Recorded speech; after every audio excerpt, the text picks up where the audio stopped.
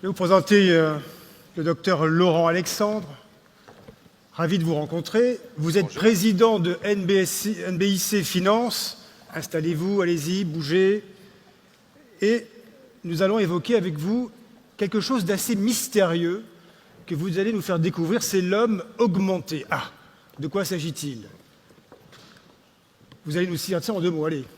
Eh bien, l'homme augmenté, c'est l'utilisation des nanobiotechnologies, des sciences du cerveau, pour augmenter les capacités humaines.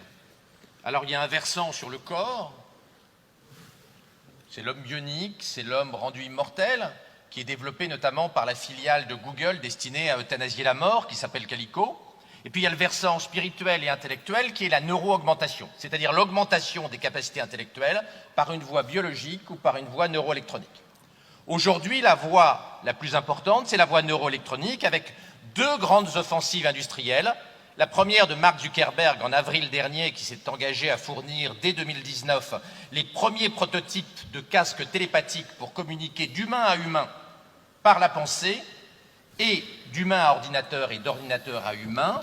Et Mark Zuckerberg, le propriétaire de Facebook, s'est engagé à ce que le débit soit 5 fois plus élevé que le débit de communication humaine traditionnelle. Et puis la deuxième voie qui est un petit peu plus transgressive, un petit peu plus bouleversante pour les judéo-chrétiens traditionnels que nous sommes, c'est la voie d'Elon Musk avec sa société Neuralink qui est en train de développer une gamme de microprocesseurs miniatures destinés à s'enrouler autour de nos 86 milliards de neurones pour augmenter notre mémoire et notre quotient intellectuel de manière, explique-t-il, à nous permettre de lutter contre l'hégémonie de l'intelligence artificielle dans les décennies qui viennent.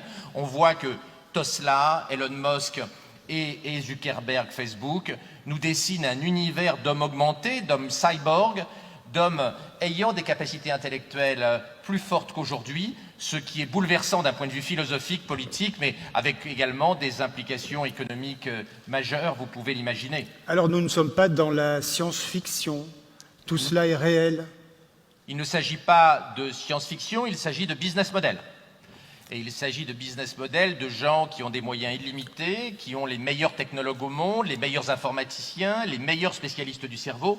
Elon Musk a recruté une équipe absolument exceptionnelle à Neuralink, qu'il dirige, puisqu'Elon Musk dirige SpaceX, Tesla, mais aussi Neuralink, des gens d'un niveau tout à fait exceptionnel qui vont, dans les 10, 20, 30 prochaines années, révolutionner l'organisation du travail, bien sûr, l'organisation politique et l'école, bien évidemment. Vous imaginez bien que le jour où des microprocesseurs augmentent de 50 points le quotient intellectuel de nos enfants, l'école va être très très sérieusement, non pas menacée, mais en tout cas challengée par ces neurotechnologies, puisque vous savez qu'aujourd'hui, l'école améliore la culture de nos enfants, mais augmente très très peu leur capacité cognitive, hélas. Alors, docteur Laurent Alexandre, permettez-moi de vous dire que tout cela est à la fois magique et un petit peu inquiétant. Faut-il un moratoire sur l'intelligence artificielle? Il n'y aura pas de moratoire sur les nanobiotechnologies, la génétique et l'intelligence artificielle, parce que ces technologies ne sont pas issues de notre vieille Europe, lasse, fatiguée et blasée.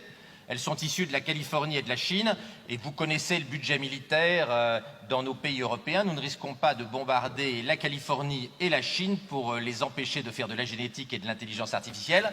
Donc nous allons vivre cette révolution des technologies NBIC, nous allons vivre la révolution des neurotechnologies d'augmentation, et si nous voulions avoir notre mot à dire dans cette immense bataille technologique avec les implications philosophiques et politiques qu'on a vues, il faudrait que nous rattrapions notre retard d'un point de vue technologique et géopolitique, ce que nous ne faisons pas. Donc le tsunami neurotechnologique va arriver, nous allons le subir, il va être riche de beaucoup de promesses. Sa régulation, hélas, si nous n'y prenons pas garde, risque de se faire sur les bords du Pacifique et pas sur les bords de la Seine. Alors, pas de régulation, vous dites cela risque d'arriver. Quand ça? Alors, Elon Musk, pour ce qui concerne de la télépathie, Zuckerberg donc, a fixé un objectif en 2019, c'est-à-dire dans 500 jours. Dans 500 jours. Ah, c'est là donc. C'est demain matin. Ouais. Et la technologie d'Elon Musk qui est plus invasive, On peut penser qu'on est entre 2030 et 2040, mais ça va concerner au début de la vie professionnelle les enfants qui sont aujourd'hui en maternelle. C'est donc une révolution technologique et politique et éducative qui va concerner la nouvelle génération. On n'est pas dans la science-fiction, on est dans un choc philosophique et civilisationnel majeur qu'il faut réguler. Et vous voyez bien que notre problème, ce n'est pas la technologie. La technologie galope et nous allons être gavés, saturés de technologie.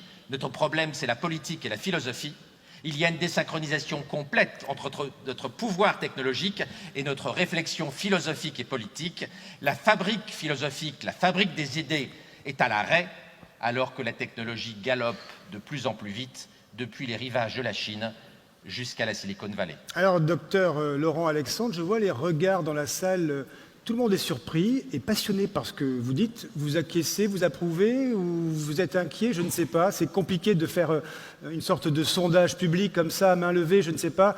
Est-ce que vous êtes inquiet du propos qui vient d'être tenu? Levez la main ceux qui se disent un peu effrayés. Alors attention, voilà.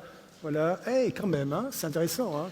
Je tiens à préciser que je ne suis pas le patron fondateur de Neuralink, hein, c'est l'industriel le plus connu au monde oui. qui a lancé, et puis Mark Zuckerberg et dans les magazines, Elon Musk, hein. qui lance ça, Alors, c'est de notoriété publique. Moi, je ne suis pas un oiseau de mauvais augure et je ne suis pas le fabricant de ces technologies, je ne suis qu'un expert des conséquences politiques et géopolitiques du tsunami technologique. Docteur Laurent Alexandre, question toute simple, toute bête. L'homme plus intelligent, l'homme augmenté, est-ce qu'il y a aussi un pas vers une recherche de l'immortalité? Est-ce que c'est un autre sujet? Les deux sont liés. D'abord, il faut beaucoup d'intelligence artificielle et d'intelligence pour comprendre le vieillissement qui est d'une complexité inouïe. Vous savez que le séquençage ADN, tout seul, c'est 20 000 milliards d'informations.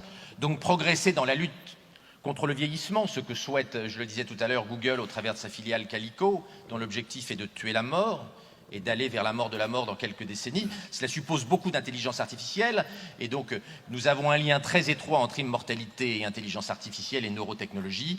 La mort de la mort suppose un développement massif des technologies d'industrialisation de l'intelligence. Derrière, nous avons deux problèmes. Est-ce que cette mort de la mort et cette industrialisation de l'intelligence artificielle va s'accompagner d'une démocratisation de l'intelligence biologique ? Et puis, il ne faudrait pas non plus que toutes ces technologies conduisent à la mort de l'homme et à un monde où l'homme n'aurait plus sa dignité, ne serait plus qu'un instrument technologique au lieu d'être ce qu'il doit rester, c'est-à-dire un élément pensant, un élément philosophe qui n'est pas uniquement fait de matière technologique et pas uniquement fait de business model. Ultime question avec vous, docteur Laurent Alexandre, pour ce sujet absolument spectaculaire et passionnant. Le temps s'accélère, nous avons évoqué le temps long depuis tout à l'heure. Est-ce que l'homme augmenté serait une réponse à l'accélération du temps, de la technologie? Nous vivons au cœur de machines que nous ne maîtrisons plus. Je pense notamment aux smartphones, la communication, l'accélération de l'information. Ce que l'on peut dire, c'est que comme nous sommes incapables d'interdire les progrès de l'intelligence artificielle, nous avons deux scénarios. La vassalisation par la machine à long terme, ou la fusion avec la machine, ou l'augmentation. Il est clair que l'intelligence artificielle forte, c'est-à-dire dotée de conscience d'elle-même et capable d'hostilité, n'est pas pour demain matin. C'est pour dans plusieurs décennies. Mais plusieurs décennies, c'est dans pas longtemps. Donc nous allons bien être obligés, au moment où l'intelligence artificielle s'industrialise très vite, de répondre. Le moratoire étant totalement impossible, notamment parce que la Chine veut dépasser la Silicon Valley en matière d'intelligence artificielle et que la course entre les États-Unis et la Chine ressemble en intelligence artificielle énormément à ce qu'a été la concurrence entre l'Union soviétique et les États-Unis dans la course à l'espace à la fin des années 50 et au début des années 60. Comme nous ne pouvons pas faire de moratoire, je pense, même si ce n'est pas un souhait, que Elon Musk a raison et que nous accepterons massivement dans quelques temps, pour nos enfants et nos petits-enfants, l'implantation de microprocesseurs dans leur cerveau pour les rendre égaux et leur permettre de lutter, d'être complémentaires avec l'intelligence artificielle. Nous préférerons la fusion avec l'intelligence artificielle plutôt que la vassalisation. Ce sera le mot de la fin avec vous. Merci, docteur Laurent Alexandre. Je peux vous dire que vous avez un petit peu secoué les esprits. Merci. Ça réveille, hein? J'ai l'impression d'être à deux à l'heure. J'étais passionné par ce qui a été dit. Allez.